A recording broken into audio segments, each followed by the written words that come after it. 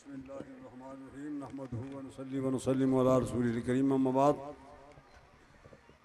मेरे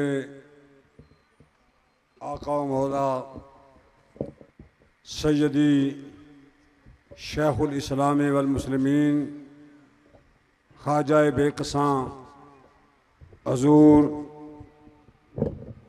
ख्वाजा मोहम्मद कमरुद्दीन रज़ी अल्लाह तआला अन्हु अलैहिस्सलाम आप के विसाल के बाद एक मैंने मनकबत नहीं एक हिजर की बात लिखी थी और अजीब मैर में वो हुजूर की बारगाह बेकसमदा में पेश करता हूँ।